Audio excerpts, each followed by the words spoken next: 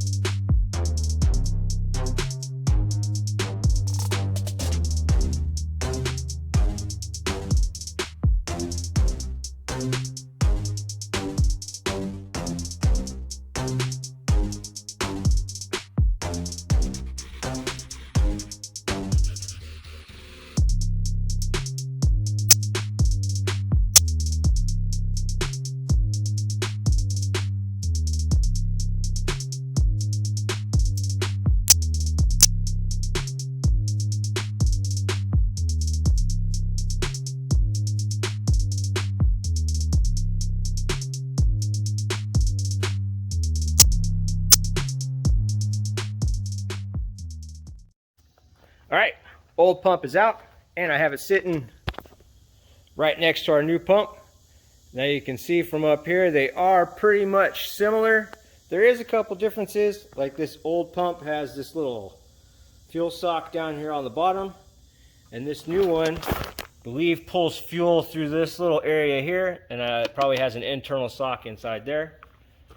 So that's the only difference there on the bottom.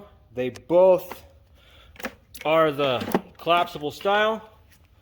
You can see here, which is good. I believe it does that because it fits many different years, makes, and models. Here's our old plug there. As you can count them, I don't know if you can see that, but it has 4 pins and the 2 top guides there for our clip. New one is also 4 pins with the 2 tops. I will have to swap this little guy over to the new one because the new one does not come with it, but this one is still in pretty good shape. It's flexible, which is good. If it was hard, it would crack, then we'd have to try to find a replacement, but this one is still in pretty good shape. Basically, those are the only differences in between those 2 pumps. I do have, the new pump comes with this new tank gasket. Here's the old one. Now it is still, it's not cracked or anything, so if in a jam or something, you could possibly reuse this one because it is still flexible, it's not cracked. But the new pump came with a new one, and as you can see here, a little bit of shiny. I do have it coated in some dielectric grease. That way I don't damage or have to force the new pump into the fuel tank. So that's where I'm at right now. Go ahead and get this new fuel pump put in. Get that retaining ring screwed on. Get everything plugged in, and we'll test fire the truck before I get the bed, before I put the bed back on. So let's get that fuel pump in.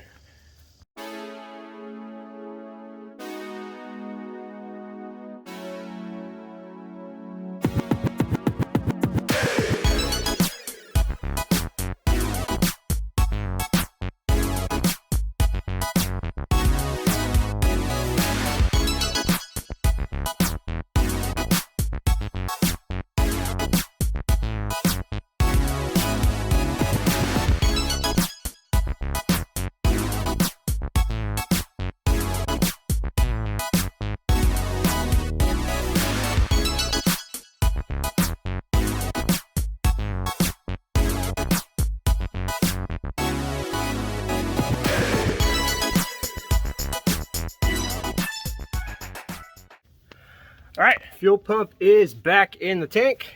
Give you another shot, and there it is. Now when you're doing that, I want to make sure that I showed you guys too. Make sure to press that little red clip back in. And always when you plug them back into, give it a slight little tug. Make sure it clipped on that little clip back in there. Make sure that worked. Give her a nice little tug there. Do the same on your fuel line too. You want to make sure it's not going to pop off, especially under pressure.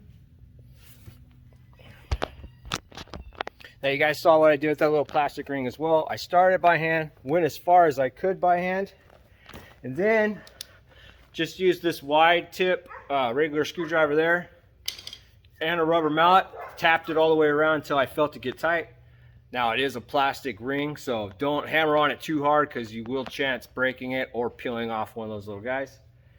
And that's it. It's in, it's all snugged up. I also want to give you guys a little show you here real quick of the basic tools I used to do this fuel pump. So if you are doing it yourself or for your first time, I just have this little rubber mallet. I actually picked that up from Harbor Freight.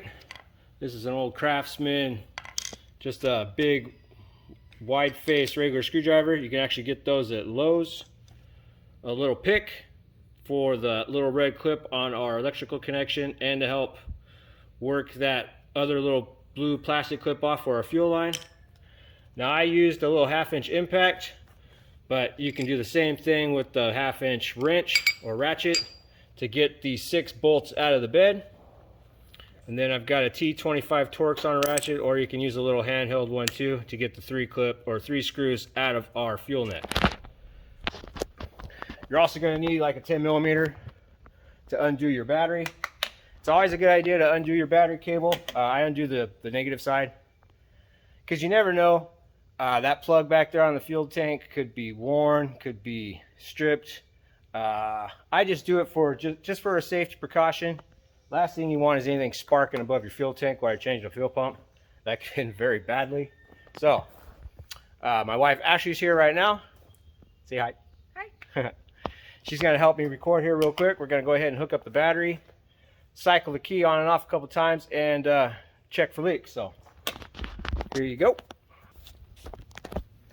You got it there? Mm-hmm. All right. So let's get the battery cable put back on. Like I said too, I always like to do the negative side because if for any reason I slip, cool thing is this wrench can touch this terminal and the body and it won't spark. Just one reason why I always go for the negative side. If I was to do that with that side there, we'd have a fireworks show. So, all right, battery's on. If you want to do me a favor and just kind of focus on that fuel line right there.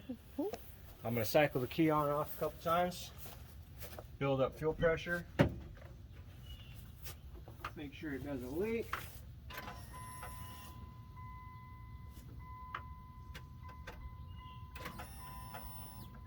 I hear the fuel pump cycling on, so that's good. See any leaks? Nope. All right, so go ahead and start it up. Watch yourself.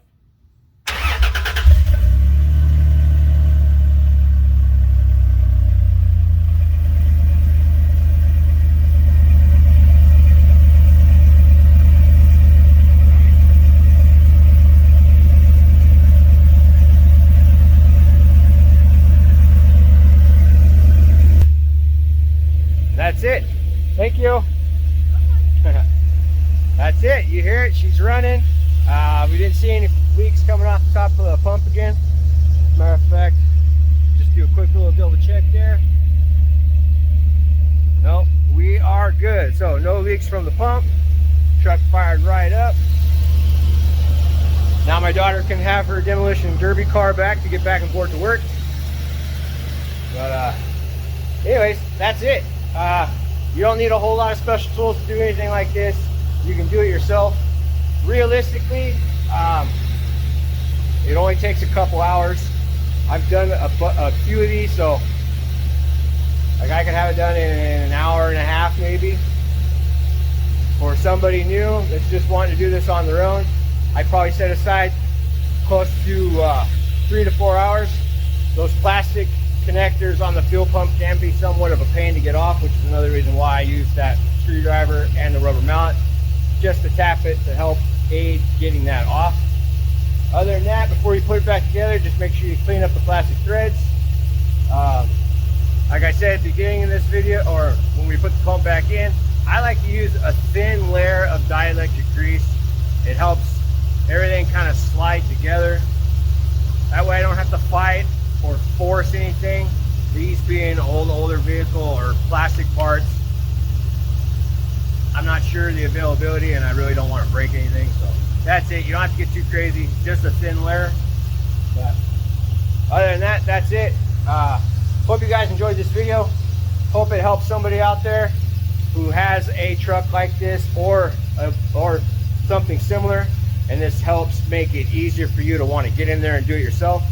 Plus the way automotive rates are nowadays, this could definitely save you a buck or two. So again, hope you enjoyed. Hope this helped you out. If you're new and you haven't made it this far, please hit that subscribe button for me. Definitely hit that like button because it helps with the YouTube algorithm, help this channel grow. Again, thank you guys so much for watching, and I'll catch you on the next one.